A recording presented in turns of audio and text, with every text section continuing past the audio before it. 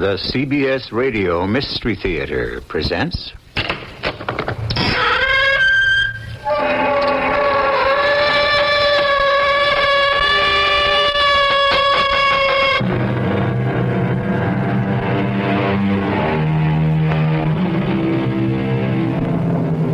Come in. Welcome. I'm E.G. Marshall. William Shakespeare never fails me when I look for an apt phrase that tells it neatly and poetically. For instance, what's past is prologue. I'll repeat that. What's past is prologue. Yesterday's events have shaped today's. Remember that story of the Utah murderer who was almost not sentenced to die? Well, the same thing happened many years ago. The same thing. But it turned out a little differently.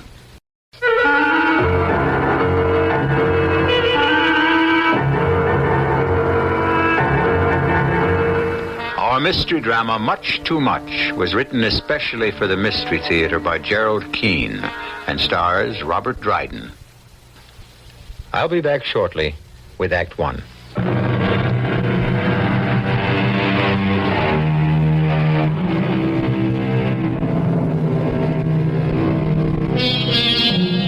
The man who couldn't be sentenced lived in an age long gone by and in a country still called Monaco. It is tiny, independent, and known the world over for its gambling casino, Monte Carlo. Monaco's citizens are called Monegasques. Still are. And they had their king, ministers, even an army, 60 soldiers, and one general. But who needs an army when no one's going to attack you? The king was forever on an economy binge and was even thinking of cutting the police force from 5 to 2 when the Minister of Publicity came to see him. Your Highness, we have a murderer on our hands. A murderer? Oh, my goodness. From France? Italy? Spain? No? Well, where did he come from? He's one of our own, Monegasque. Well, how is that possible? We're a law-abiding, peaceful people.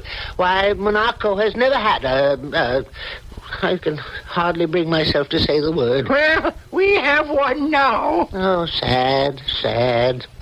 Good thing King and Queen Senior, the father and mother, didn't live to see this day.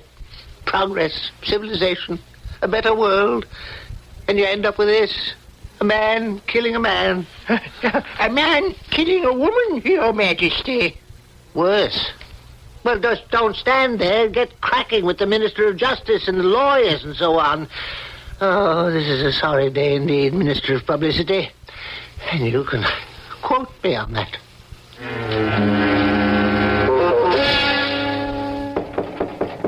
Come in.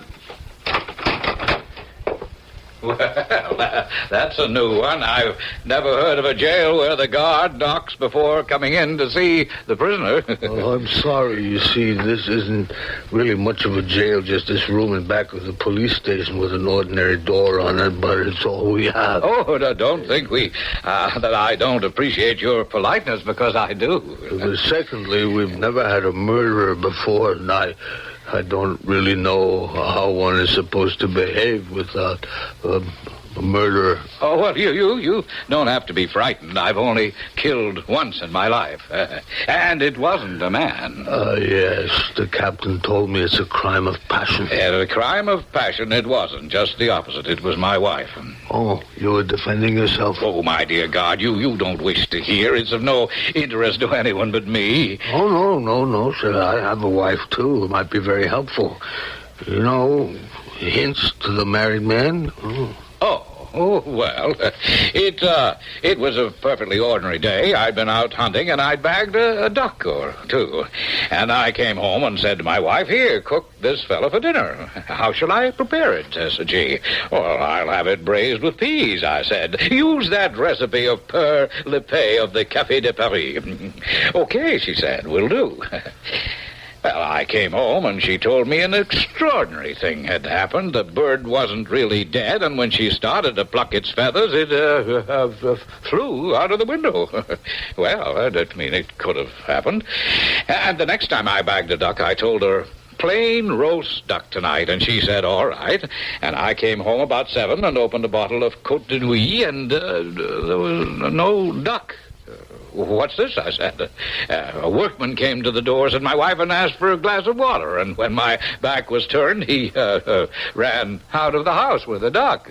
And you believe that? No, but I thought I'd wait. I went out again Sunday with my shotgun, and I bagged another. Oh, a beauty, at least 6 pounds. And I said to my wife, we'll have this on Monday night. Well, that duck's a bit old, she said. All right, do it Chambertin, slow flame, I said. Agreed?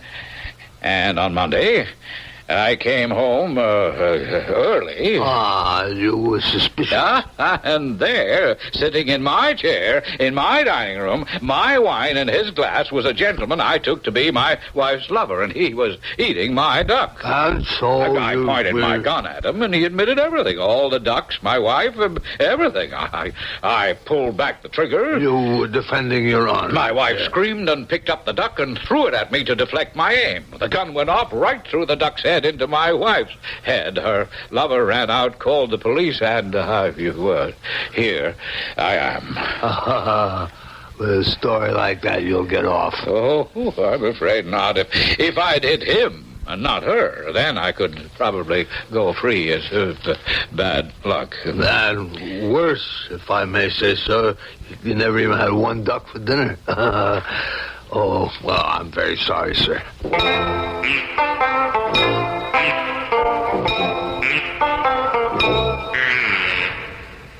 Your Majesty, the court has reached a decision, and I have asked the Minister of Protocol to tell it to you. No! Please, can't you see I'm trying to find my spectacles? Sire, it is the case of the man who killed his wife. Oh dear. Not a problem. Oh, not at all, sire. No problem. He has been condemned to die. Splendid. So? Well, Monegasque law directs he should have his head cut off. Yes, we know the law. We know. Now, where do I sign? Right above the royal seal, Your Highness. Well, now, what are you two standing about for? Your Majesty. If the fellow must be executed, well, then execute him. You heard me? Execute him. Get it over with.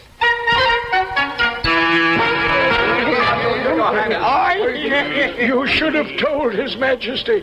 But put it in round numbers. He would have listened. My dear Minister of Finance, since when does our good king listen? He's not easy to bring bad news to. He dismissed us. He never gave us a chance. And as always, it will be my duty. I can see that. We don't? Never had one. Why not? Other kingdoms do. Never needed one. There's no other way? None. Ah. Since we must execute, I'm afraid the guillotine is the only way. Well, of course, I could have told you that. It seems to me the answer is for us to have a guillotine of our own. Common sense-wise. Yeah, I've got it. Oh, a sudden thought, Your Majesty. Uh-huh. Get in touch with the French. Everybody knows they've had a lot of experience with guillotines. Ask them if they could furnish us one. We'll also need a professional executioner to handle the equipment. That's exactly what we were going to say. But tell the French it's strictly a one-shot deal. We don't ever expect to need one again.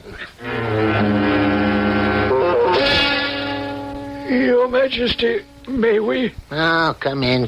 I always feel like running when I see you, Minister of Finance. Oh. And as for you, Minister of Publicity, I don't know what I feel like. We have a communication from the French. What do they want now? Another wine festival? In reply to our request for a guillotine. They will be happy to supply us along with one of their own trained men, complete in costume and so forth. And that would be 16,000 francs. 16,000 francs cost-wise. 16,000 francs? That's much too much. The wretch isn't worth that kind of money. Is there any other way to behead him? Our English cousins have switched to a headsman who does the job with one blow of an axe. Kill a man with an axe? It's inhuman. It's barbaric. Well, still, what do you expect from the English? Guillotine, a guillotine. Let me see. You must be able to get one cheaper somewhere. You mean shop around? I know. Get in touch with the Italians. After all, Italy has a king, and from one king to another, maybe he'll give us a cut rate. Cut rate? Yes, Your Majesty. Those French haven't been the same since they became a republic. All they think of is money. Money, money, money! That's all they think of. Oh, he won't stand for it. I know him. He'll hit the ceiling. I'm sorry I'm late. What's the latest? We've just had word from the King of Italy. He'll be glad to help us out, and the cost for the entire package, including removal of the remains, will be 12,000 francs. He doesn't want any liras. Oh, dear. I don't know that I wish to be the minister to tell His Majesty that. 12,000 francs? Did you say 12,000 francs? To the sou, Your Majesty. 12. That's 4 less than 16. It's not much of a discount.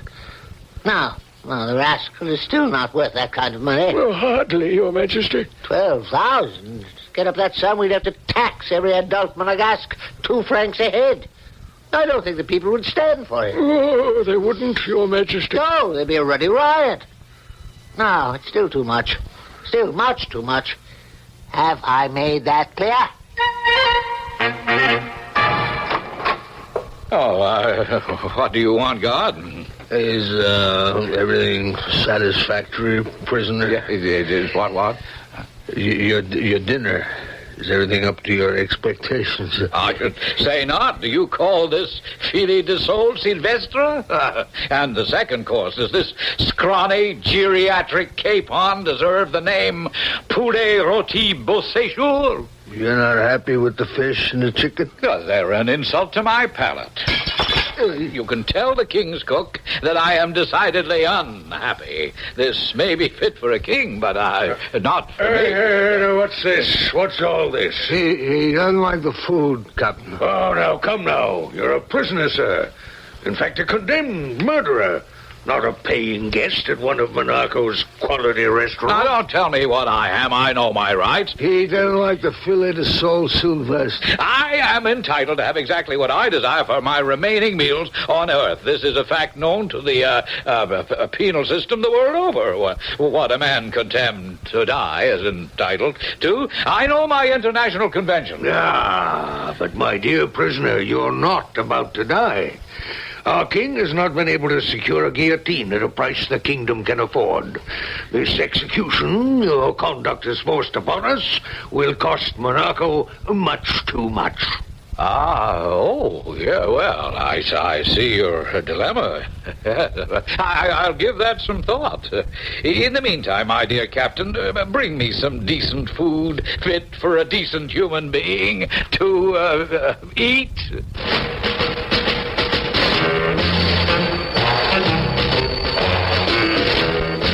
So there you have it. An execution that would cost too much. A condemned man demanding his rights.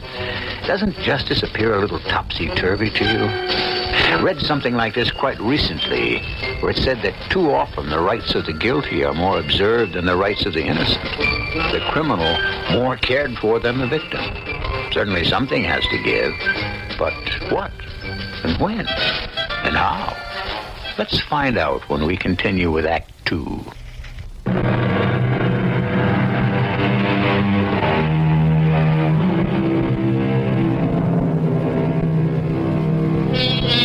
Old Bill Shakespeare hit it right on the head when he wrote, "Liberty plucks justice by the nose. The baby beats the nurse." Isn't that what we have here? A kingdom trying to mete out justice, if it can be had at a bargain. A guilty man screaming about his own rights, oblivious to the right to live of the person he killed. Now back to the story. The next morning, the prisoners summoned the captain of the guards. Oh, yeah. Well, I have been thinking over your problem, Captain, and I believe I can be of some small assistance. I happen to have some excellent personal contacts with the King of Sweden. Sweden, of course, has never adopted the idea of beheading as capital punishment, but I happen to know for a fact, the prisoner told me, that Monsieur Joseph Ignatz Guillotine... The one who invented... Yes, I know. Well, may I finish? Had sent to the King of Sweden a guillotine and an operator on approval. The prisoner said he might be able to persuade the King of Sweden to lend the machine to us so we could have our execution. Oh, well. Good thinking. That's worthy of us. Should we pass the word along to you-know-who? Oh, yes, I think His Majesty would approve. I'm quite impressed with your prisoner, Captain. Thank you. I can see he's an honorable soul, regardless of his transgressions. One who understands that justice is justice. Here. There is only one slight drawback. Isn't there always? Odds wise. We must bear in mind Sweden is many, many more kilometers from Monaco than France or Italy. It'll take months before we can expect delivery. Sailing vessels, storms, what have you. I'm sure the prisoner won't object to such a stay of execution. Well, he most certainly won't object, but will we? Why should we? Well, it's his term. What, a convicted murderer has term? In exchange for his personal letter of endorsement to the King of Sweden. Of course. After all, gentlemen, he's got the contact. Endorsing the loan for his own execution. But he wants something in return. I think that's valid. He's the contact man. Our man in Sweden, as it were. He has to be paid off a fee. He wants money? No. The prisoner's fee is that in return he would like his meals every day from today to be of the superlative quality generally reserved for the condemned man's last meal. Do you think the King's cook can deliver? Well, I certainly hope we don't have to import a chef from Paris to feed this undesirable. And he has instructed me to request of the King's cook. Where did I put that piece of paper? For lunch today he wants a cold poached bass suédoise. And for dinner tonight, filet mignon with a sauce béarnaise. Is that all? He hasn't decided about the wine.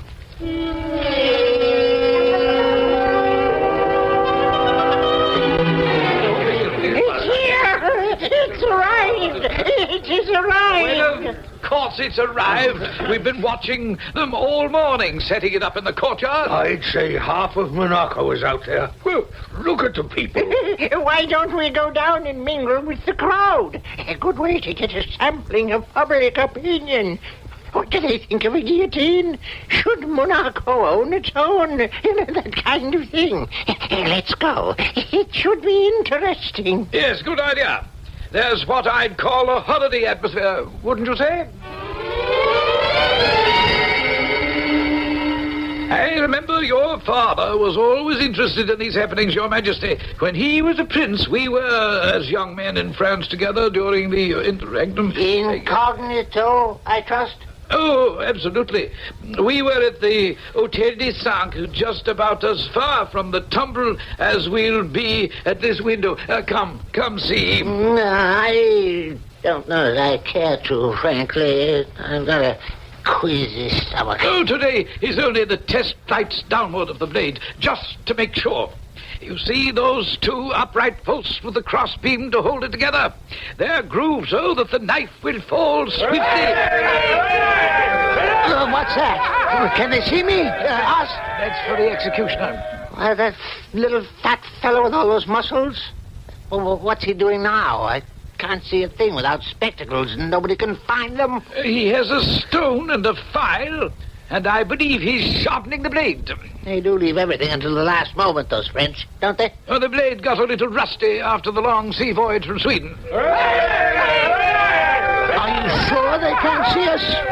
Why are they cheering? Well, he's running his finger along the blade and licking it. Now he's taking a bow. Now he has, let me see, 1, 2, 3, 4, 5, 6, 10 guards, and they're all pulling the cord to lift the blade up into place. Oh, it won't move. 10 men, and they can't budge it. He's kicking the blade. Splendid, splendid, good man. Kicked it twice, and the darn thing travelled up the post like a monkey shinnying up a palmetto tree. Now the executioner is going to do some trial runs. It won't move. He's just supposed to give it a yank, and it triggers. Now he's talking to the captain. 10 more men. March! 10 more. March! March! They keep adding men to yank at that thing. It looks like the blade is jammed up there. 1, 2, 3, pull! 1, 2, 3, pull! He's got the whole army on it now. 1, 2, 3, look out!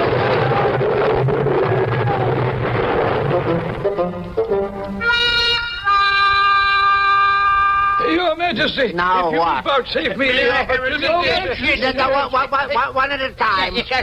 I think we should thank the King of Sweden for that pile of firewood in the courtyard. We are not amused. I have asked you here for your thoughts on the disposition of the prisoner. Minister of Justice. The law says execution, but not by whom. Might it be done by one of our soldiers? A soldier? I don't see how. Excellent. Why didn't any of you dolts think of that? It's a natural. A soldier to cut a man's head off. But Your Majesty, After all, in war, soldiers don't mind killing people. In fact, that's what they're trained to do, is send for the general. Soldiers of Monaco, I ask now for volunteers to assist justice in this small but great land of ours. A criminal has been sentenced to be executed, and we need one man who will bravely undertake the task. One man, step forward. I put it to you all again, all 60 of you brave defenders of the spirit that is Monaco. Will one man of you please step forward?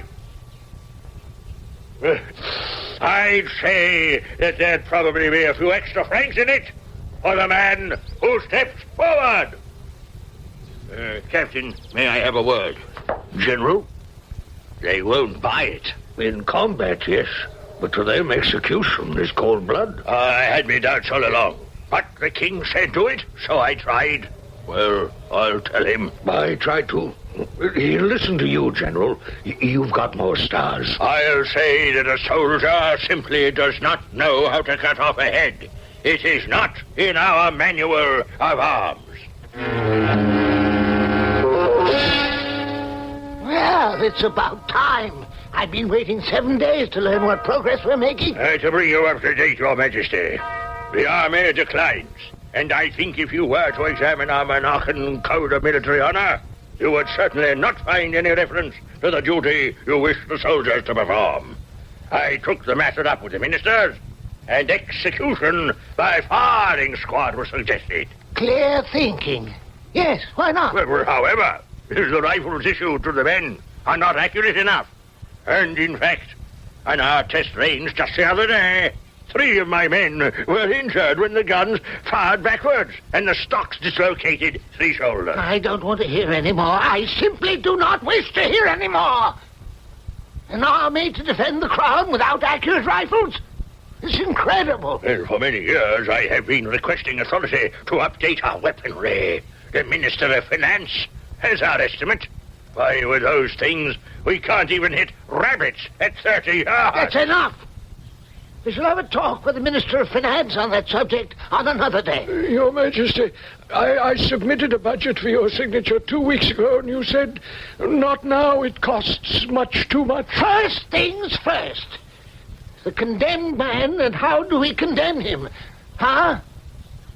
Now, any more bright and cheery news for your king? Your Grace, for the past week, we have diligently put our heads together. Considered? Reconsidered? We have assembled a commission and a sub-commission, a committee and a subcommittee.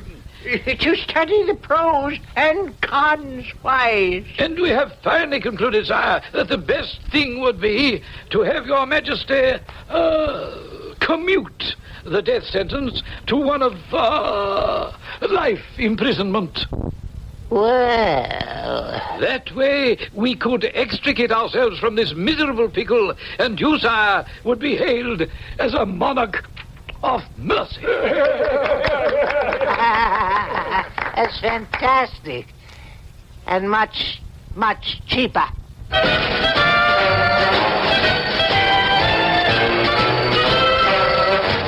I have the feeling that you out there listening are probably way ahead of me, and that certainly you suspect our penny-pinching sovereign is going to be paying much, much more in the interests of justice than... But I shan't give it away. Stay with us and find out with us in Act 3.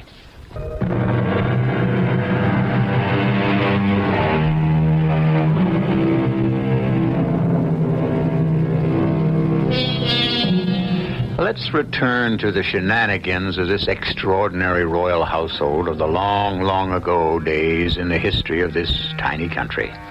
To begin Act 3, let me just tell you that as soon as the king thought he had solved the problem of the plaguing prisoner, a new obstacle showed up. For not anywhere within the borders of Monaco was there a prison suitable for a man sentenced to life imprisonment. Oh, yes, we have a lockup, Your Majesty. But for a prisoner to spend the rest of his life in? Hardly. What is it used for, General? Oh, overnight offenders, that's all. A shoplifter, a wife-beater, a drunk. Of course, we could have one bill. Not so fast with the Crown's money. Why don't I have a look around and see what we have on the premises? General, do you mind? You? Your Majesty? Are you sure you want to do this yourself? Why not? It's a fine day. Here now is a possibility. The Royal Aquarium. The Royal Aquarium. Oh, no. Smells too fishy to me. We must remember that the poor fellow is going to spend the rest of his natural life here. Pew, no. We don't have to go one step further. The Royal Zoo is no better than the Royal Aquarium. We cannot have the fellow die of asphyxiation. No.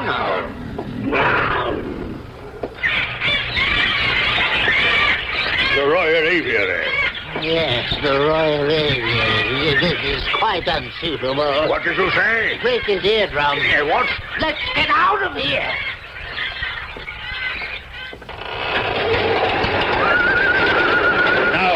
Might not be bad. The Royal Stable. I suppose you could get used to it. Of course, if we gave it a good cleaning, there are certain advantages. Those small high windows with the bars, even the stalls. Well, I mean, the prisoner could use one for sleeping, plenty of hay and straw, another stall for eating. It makes quite a suite. And all this begins to make sense. Your Highness, may I call your attention to one slight drawback? Yes? If the Royal Stables becomes the Royal Prison, where will we keep the Royal Horses? Actually, down here, Your Majesty, is my favorite. I've reserved suggesting this as a prison for last. Your Majesty, the Royal Wine Cellar. My gracious, the Royal Wine Cellar. I haven't been down here in years. No, not the Royal Wine Cellar for a prison. It's too great a temptation. The very place. How stupid of me. Why didn't I think of it before? We have a stone guardhouse not 50 yards from the palace kitchen door, within full sight of the barracks and the entire army. Let's have a look at it. if this place is what you say, I think we can safely announce our decision to our people. You know, my dear General, had the fellow not been so exceedingly cooperative dealing with the Swedes and so forth, I would not have taken such a personal interest in his case. It's quite a good turnout down there. It's a nice crowd. Who's keeping the king? Well, I advised him to make the people wait before he appears at the balcony. The longer they wait, the more docile they are, and it builds up his entrance, anticipation-wise. Oh, Your Majesty, we were just talking about you. Yes, well, will somebody please pull the ermine collar back from my ears? Darned annoying the way it rides up. No, not that way. Pin it to the cloak. Now the crown. It feels crooked. Does it look crooked? I hate this crown. May have fitted farther, but it's much too small for me. Well, now, is everybody ready? Oh, yes, Your Majesty. All right, let's get this show on the road. Fellow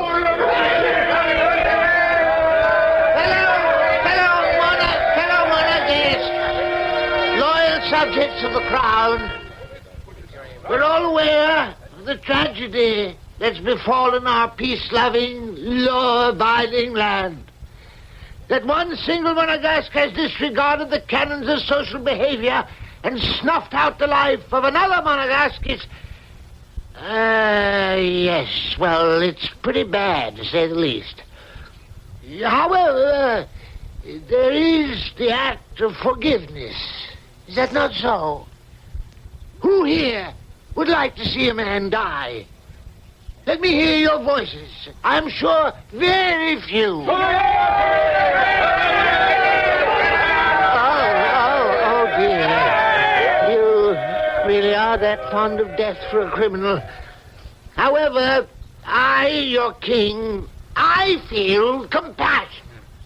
Let me say great compassion.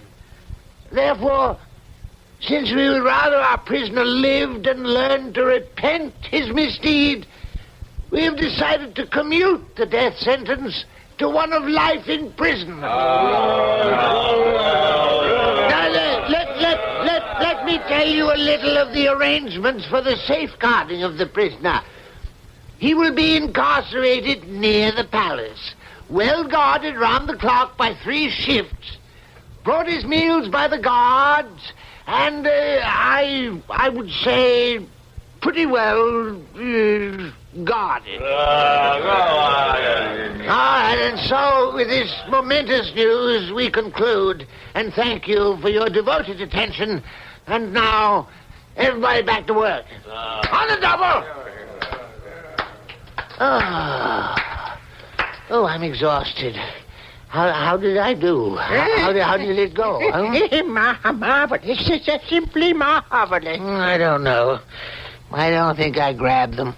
Cousin, Your Majesty, can I be familiar just once? I would say that this life imprisonment is the best thing you ever did. Well, at least it's cheaper.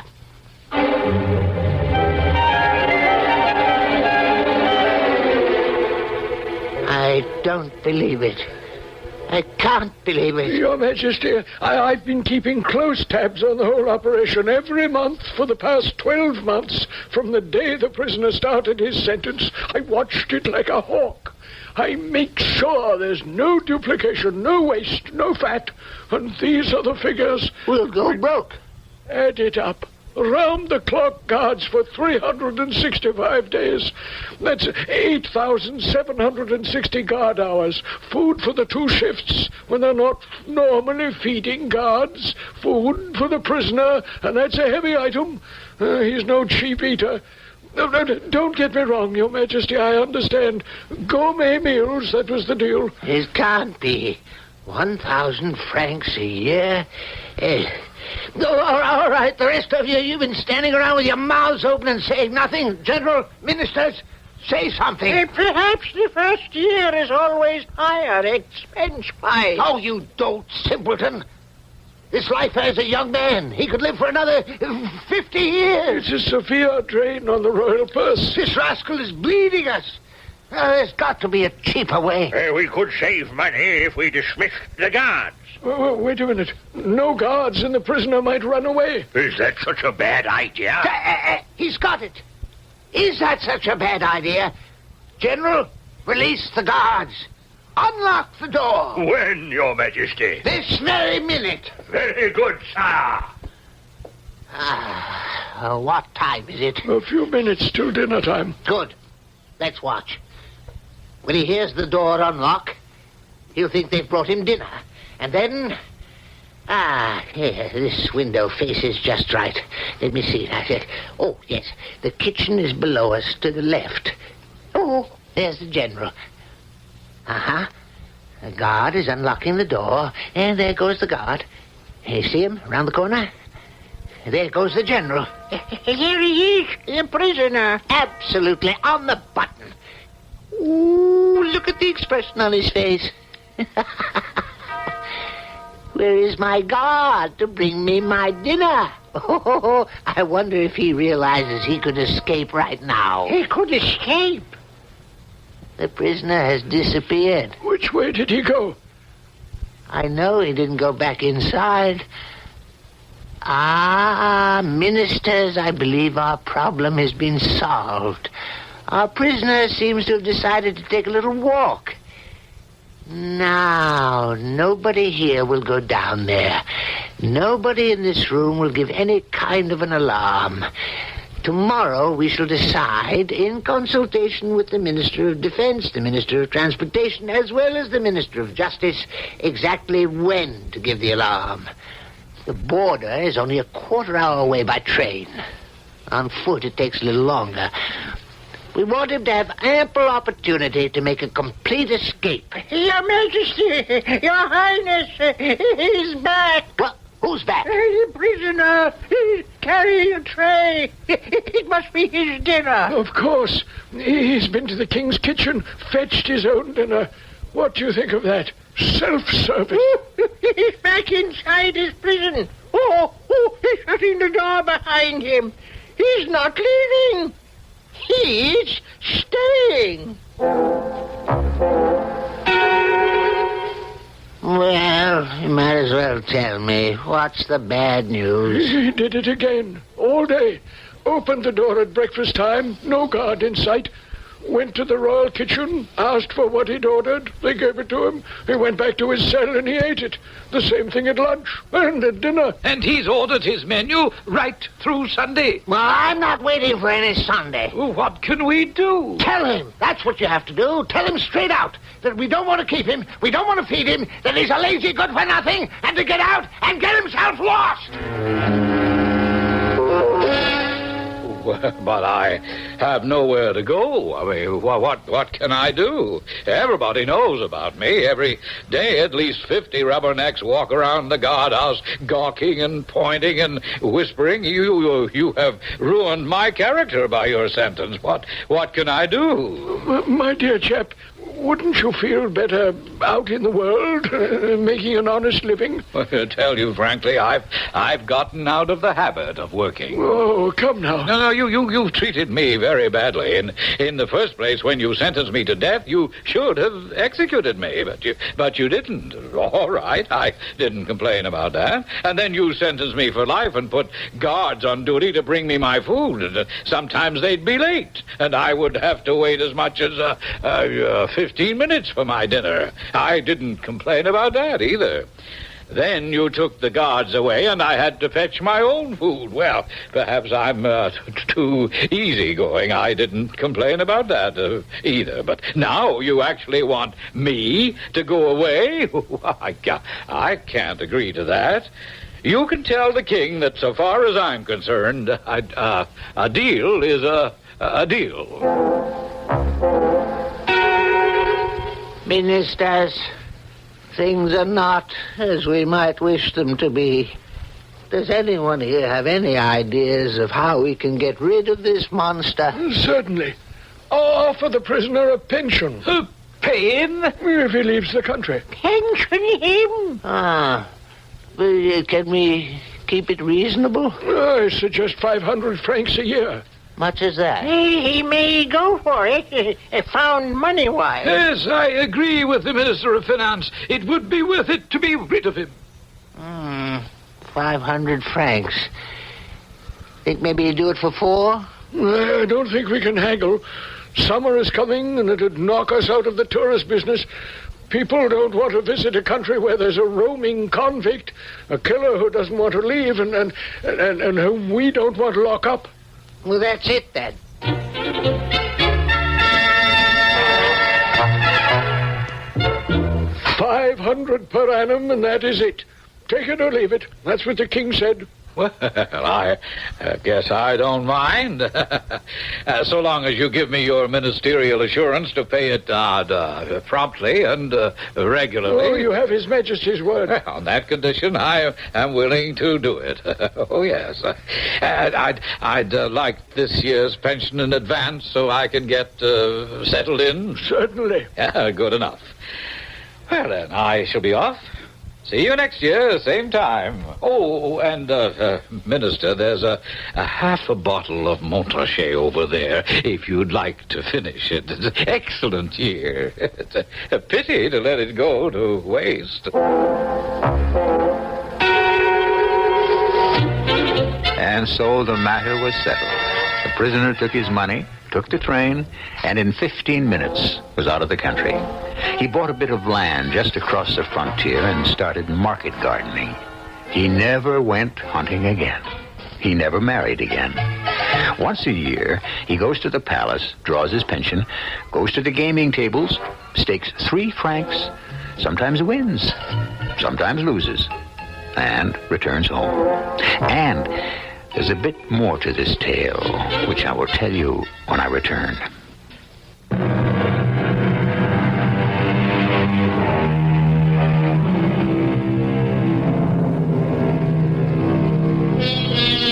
You can find the story you've just heard written in Russian by the great Leo Tolstoy. You can find it in many countries.